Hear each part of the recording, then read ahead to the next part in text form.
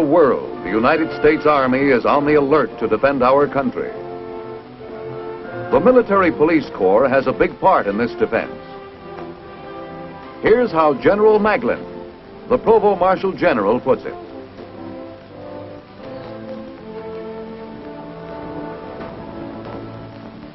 The broad scope and diversity of military police activities are not generally recognized. Few realize the extent of the training necessary to prepare select soldiers for their various duties. You will see portrayed here some of that training and its application on beachheads, in battlefields, in foreign lands, and at home. What makes the military policeman's job so important and so unique is that he deals with people, not things. There is no yardstick to guide him in controlling human behavior. He can do his job only by specialized training and what he gains from experience.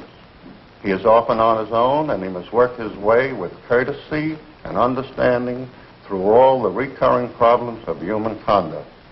His job is most important in a modern, efficient army. Thank you, General Maglin. Now let's get on with our story, the military police story.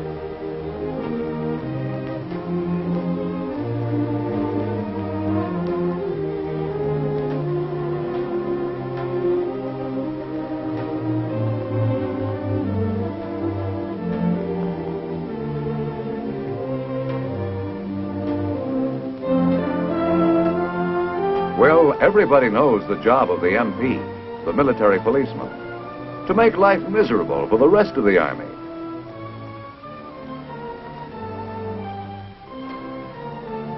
At least that's the idea our friend here might have. But then maybe he hasn't been around very much yet. The military policeman has a lot of duties besides keeping his fellow GI out of trouble.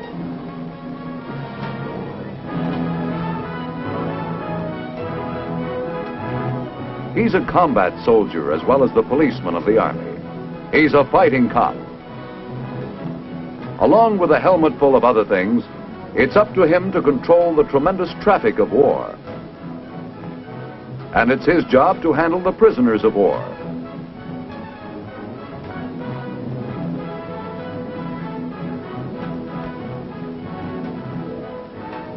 He's responsible for the prevention of pilfering of military supplies.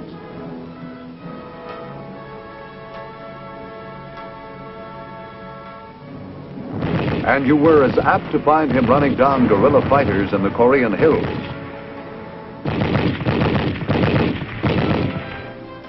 as riding the highway patrol on the autobahns of Germany.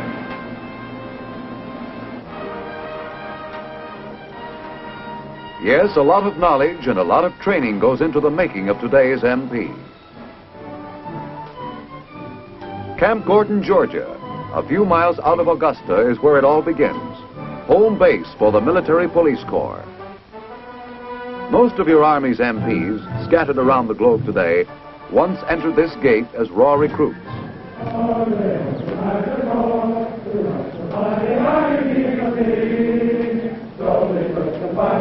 It is here in the Provost Marshal General Center that the military policeman gets his training, both as soldier and guardian of the military law. New recruits come directly from their induction centers to Camp Gordon for training as military policemen. And sometimes they wonder why. A soldier, sure, but a military cop. I imagine you're all wondering why you're here. Why you're going to be trained as military policemen. And maybe you don't like the idea of policing your fellow soldiers.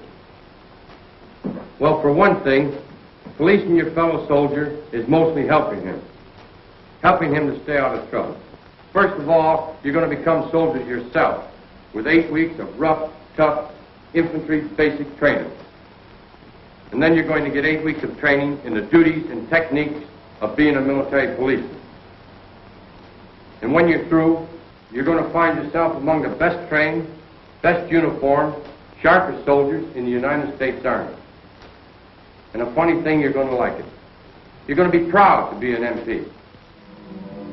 8 weeks of infantry basic training.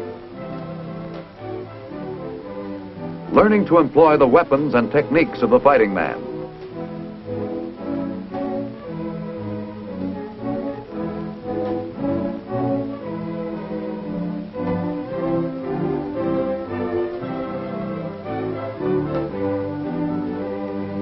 And then training for all the specialized duties of the military policeman.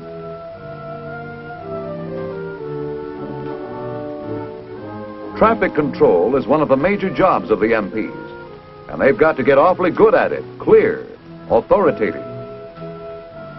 It's tough enough to handle traffic at a busy intersection during a peak hour, but if you ever have to keep big troop movements flowing where the enemy might be dropping shells on a road you're controlling, well, you've got to learn to think and move fast.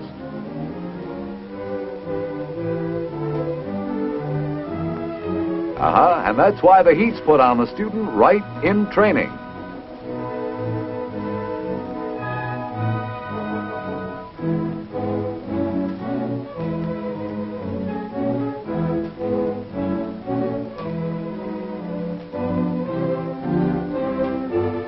Trouble. And it's time for a cool head. Not that kind, though. It won't help.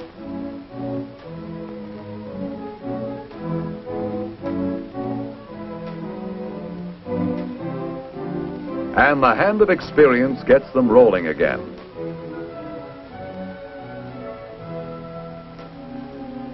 Apprehension of military offenders and suspects is another MP duty.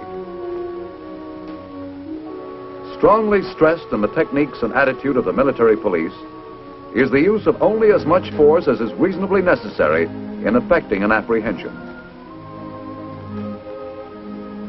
But you never take a chance on your suspect packing a concealed weapon. A false move with this method of wall search, and an MP's in a position to handle it.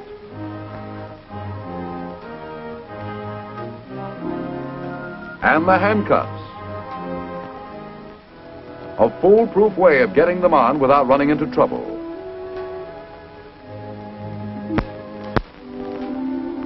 Where there's no question of the intentions of the man to be apprehended, the military policeman has learned to take care of him too.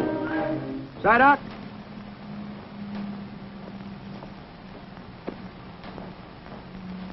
Sideout is going to try to stab me downward into the chest. And here's what I'm going to do.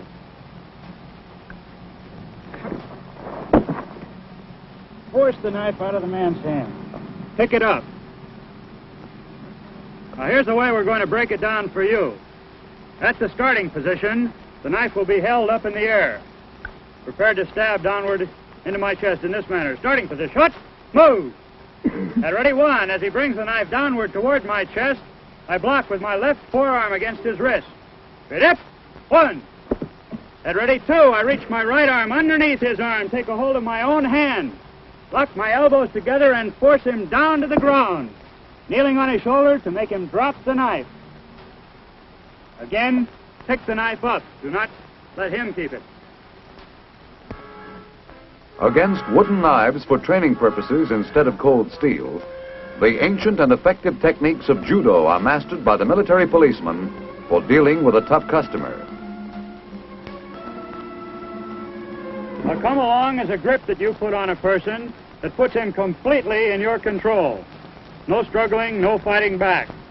The first come along that we're going to show you here today is what we call the hammerlock come along. It works like this. Notice that I keep pressure on his elbow at all times.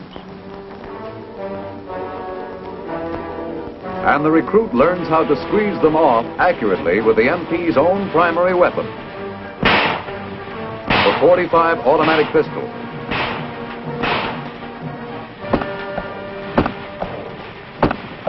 This phase of instruction is a practical exercise on riot control. The general situation: a mob of approximately 600 gathered in front of the governor's palace. When your army is called in to restore order in civil disturbances, the military police are trained to deal with them. The wedge formation is the formation used to strike into and split up a crowd or mob. Now keep in mind, however, that the platoon wedge is very vulnerable at the flanks. Therefore, we will commit our 2 support squads to lateral support. And when a riot alert comes in, even a practice one, things happen fast.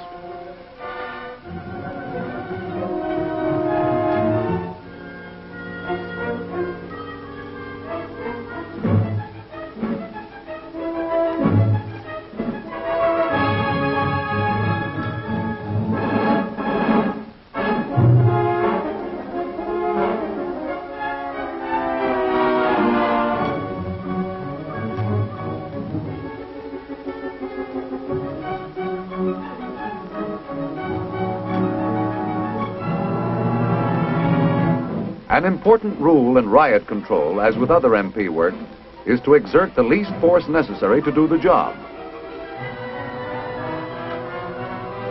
A show of strength by a determined-looking MP outfit is sometimes sufficient in itself to discourage a civil disturbance.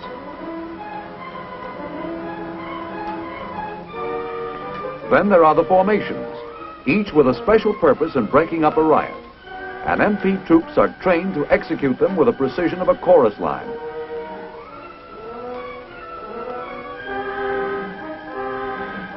The wedge formation, a line of bayonets to keep a mob moving, avoids bloodshed, but restores law and order when the MPs are called on for the job. Smoke helps too, harmless, but it's some protection against violence if the mob gets rough, and a psychological weapon to discourage the rioters.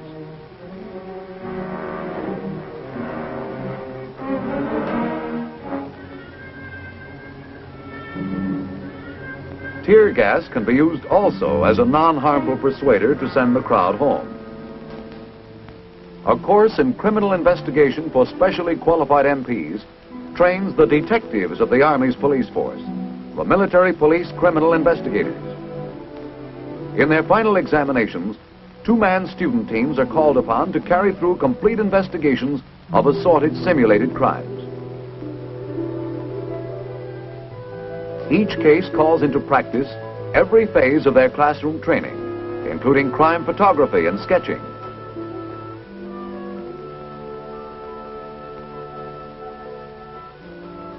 Our pair of student detectives here would appear to have a combination murder-robbery on their hands. Every shred of evidence, every clue, is carefully noted and preserved. And let not our military Sherlocks overlook any possible bet.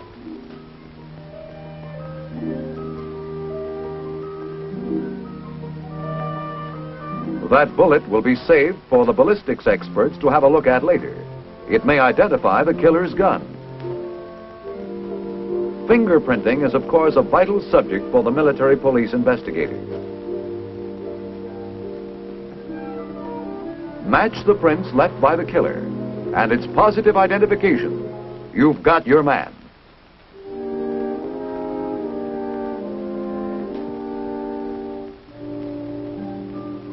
The clues lead the student team to a simulated suspect, and they learn how a lie detector might help get the truth from him. Were you born in the United States? Yes. The investigators find out that all questions for the lie detector must be short, clear, and require only a yes or no answer to properly evaluate the suspect's responses on the machine. Can you drive a car? Yes. The inking device on the lie detector chart would indicate symptoms of disturbance in the suspect's mind if this were the real thing and he were lying. Do you know who shot Corporal Smith? No. And so the student detectives get a first-hand knowledge of a modern weapon in the war against crime.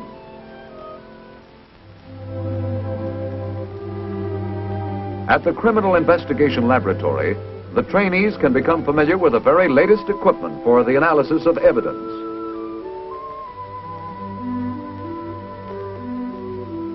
For the testing and examination of materials that might help to solve a crime, the laboratory at Camp Gordon serves all the armed forces, as well as lending assistance to civil authorities. Here the spectrograph burns a minute sample of the material to be examined for possible connection with a crime. Discovery of a tiny portion of a substance may help piece together the story. So sensitive is this device that a study of the photographed spectrum of the colors produced by the burning can actually detect the presence of a material making up only 1 part per million of the tested sample.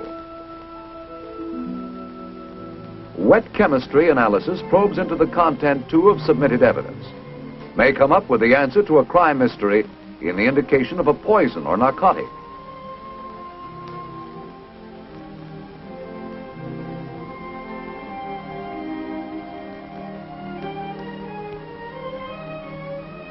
An X-ray diffraction unit, one of the few in the world. This machine delves into the possible criminal significance of a tiny sample of evidence by bombarding it with short wave to determine its crystal formation.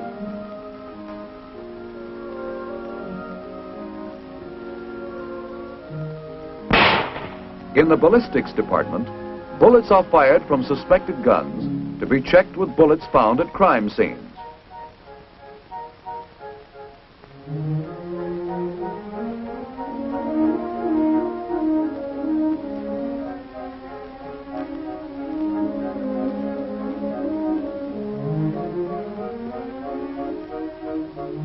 Every firearm writes its own signature on each bullet it fires.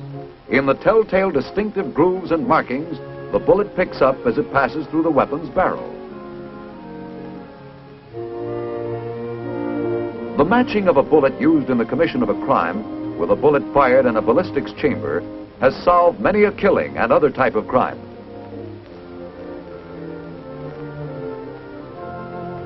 A complete fingerprinting laboratory here too, with every device for bringing out a print that may point to a criminal with positive identification.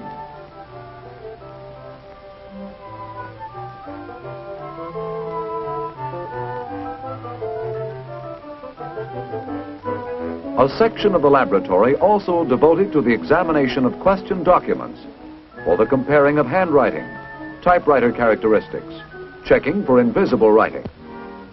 Yes, when a man completes his training as an MP, those initials spell something different to him than when he showed up as a recruit.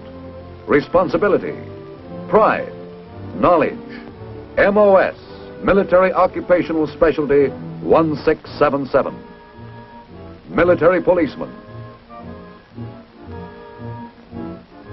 And so, ready for assignment, ready to answer the next call from whatever spot on the globe it might come, the call for a trained MP. Maybe it's Germany, and one of the many important MP functions there, the Highway Patrol.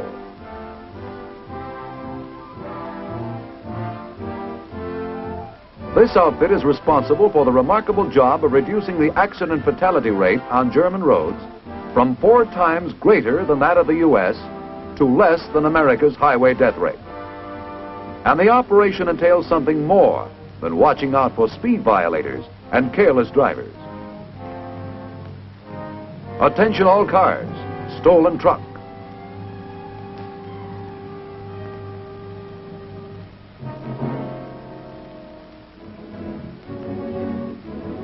The profits run high on stolen government property, but the military police are constantly putting practitioners of the trade out of business.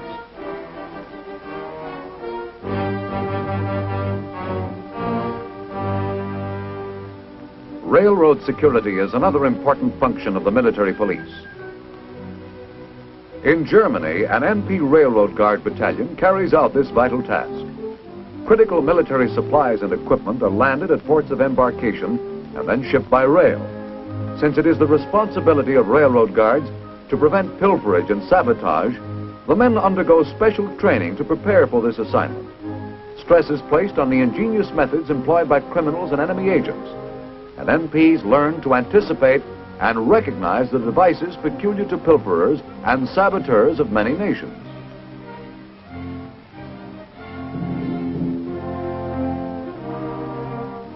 Although Railroad Guard MPs often patrol lonely, relatively peaceful areas, they are also trained to protect supply lines in combat.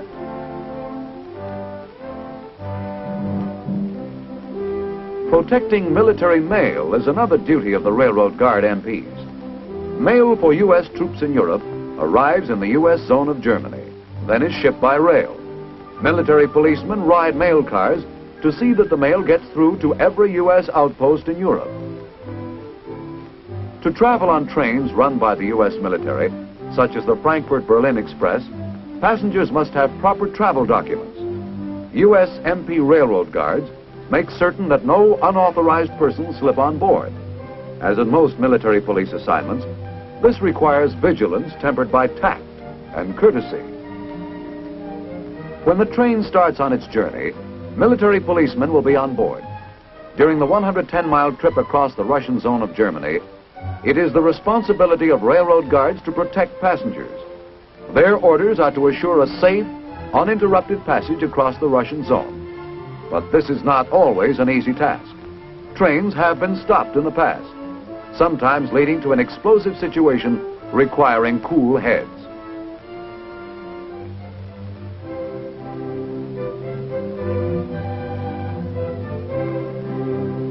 A train similar to the Frankfurt-Berlin Express, called the Mozart, passes through the Russian zone of Austria. It travels from Munich to Vienna. From the time passengers climb aboard a military train until they disembark, MP railroad guards make sure that everything goes smoothly. MPs in the U.S. sector of Berlin have one of the touchiest jobs ever assigned the military police corps. Working on a powder keg, they must employ tact and diplomacy as two of their most important weapons. With most streets separated from the Soviet sector only by a barricade, each MP realizes that, in a sense, he must be an unofficial U.S. diplomatic representative. MPs have jurisdiction over U.S. military forces and those U.S. civilians working with the Army. But they must work in close cooperation with the West German police.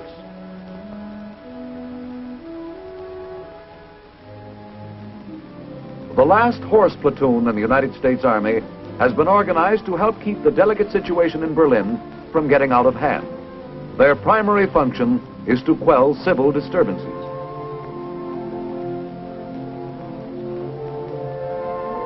Picked military policemen have been given intensive training as horsemen. Here they go into a wedge formation. Like their dismounted brothers, they have discovered that the wedge can be very effective in subduing rioters with a minimum of injury to all concerned. And like their dismounted counterparts, they have been trained to execute formations with speed and precision.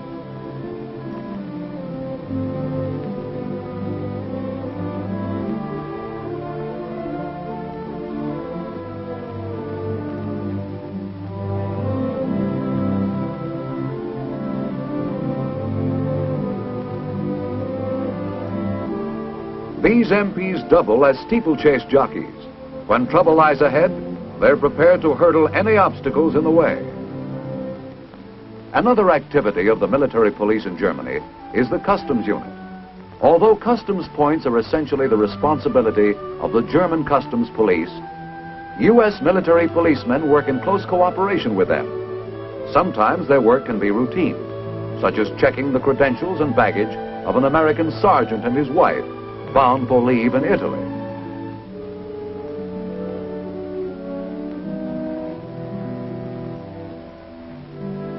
Far from routine, however, are the efforts of U.S. military police to prevent the flow of strategic materials into the Soviet orbit.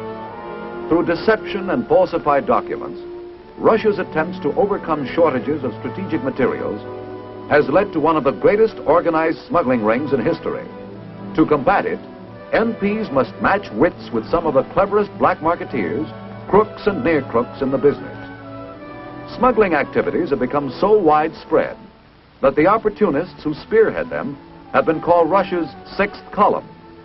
Every freight train that leaves the American zone destined for the Soviet zone or a Soviet satellite is carefully checked to stop the sixth column from sneaking badly needed items like steel, machine tools, and chemicals into the Iron Curtain countries. In our own country, you see the men wearing the brassards on the trains. along with their counterparts of the Navy, the Shore Patrol, polite, helpful, but forceful, checking travel orders, identification, preventing trouble where possible, dealing with it sternly, swiftly when it comes.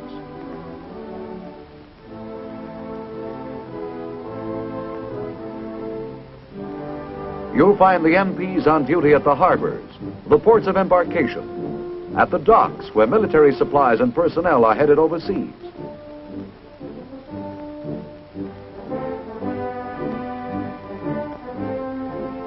On guard against pilferage, sabotage, fire, helping to make sure the shipments are going to get where they are needed.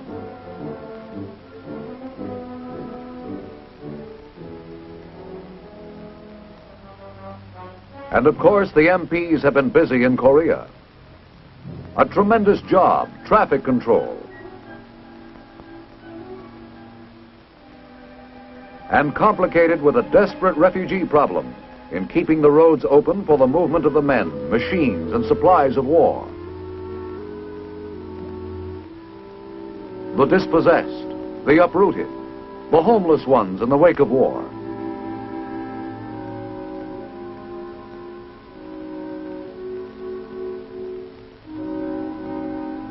And at the moment of stern military necessity, these people still must be dealt with in the decent way of a democracy. Refugee control, another job of the military police. And on the job, making sure with detection devices that the enemy is not using our humanitarianism to smuggle in weapons behind the line. Road reconnaissance, too, a part of traffic control. A bridge bombed out, a road blocked, and the MPs have to come up fast with the answers on the alternate routes, detours. And so road reconnaissance crews keep constant check on routes, condition of bridges, facilities of every road in the area. Security behind the lines in a combat zone is pretty much up to the military police, too. In Korea, it meant a constant alert and plenty of action against roving guerrilla bands.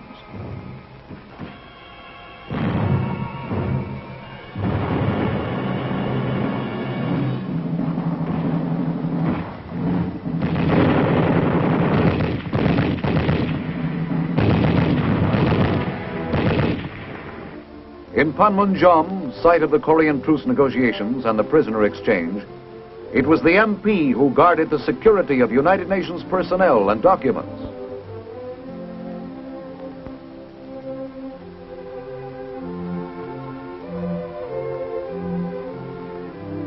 Men to be depended upon in a delicate situation, to carry on their duties without incident while rubbing elbows with the enemy. The job, too, of watching out for enemy action in the neutral zone, guarding against the communists taking advantage of the flag of truce.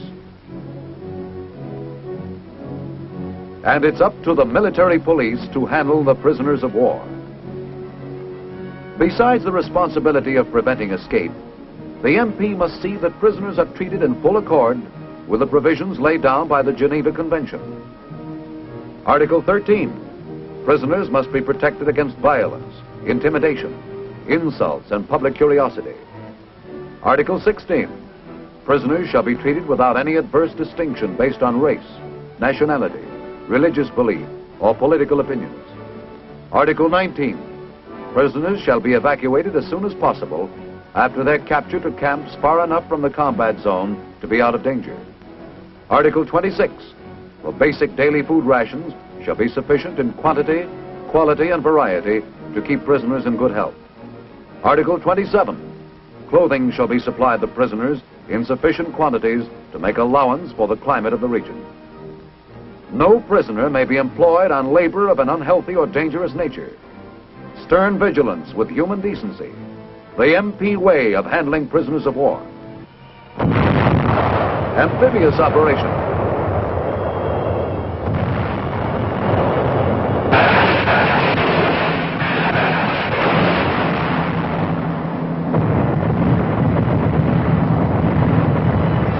and landing party away.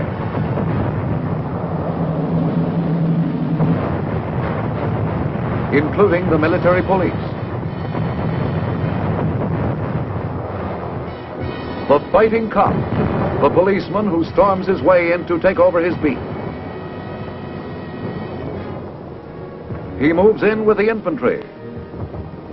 And then he gets going on all the special duties. Straggler control, prisoner handling. He's the man with the answers and the directions on the beachhead. Essential supplies are coming in fast, and it's the MP who has to see that a critical bottleneck doesn't develop. Traffic control, and there's got to be a map tucked away in an MP's head. He's the authority on routes and installations, and his information must be up to the latest shift in the battle line, knowledge of the latest road under fire. Nobody loves a cop, they say, except when you need one. Well, the U.S. soldier around the world has learned that he'll find the MP by his side in time of need.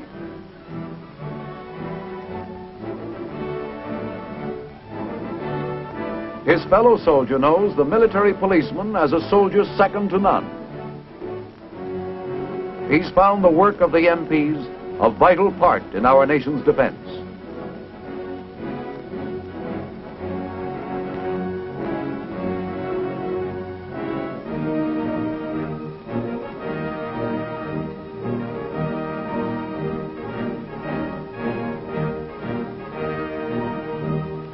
The crossed pistol emblem of the military police, the fighting police force of your army.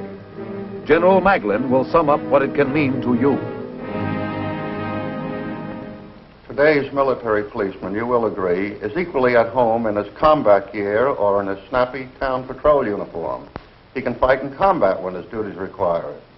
In enforcement, he doesn't look for trouble, he looks out for trouble. When a military policeman must warn or even apprehend a serviceman, his approach is professional. There's nothing personal about it. It's a job that has to be done. From Korea to Alaska to the Iron Curtain in Europe to Africa, he is rendering assistance, maintaining order, directing traffic, and providing security for our fighting machine.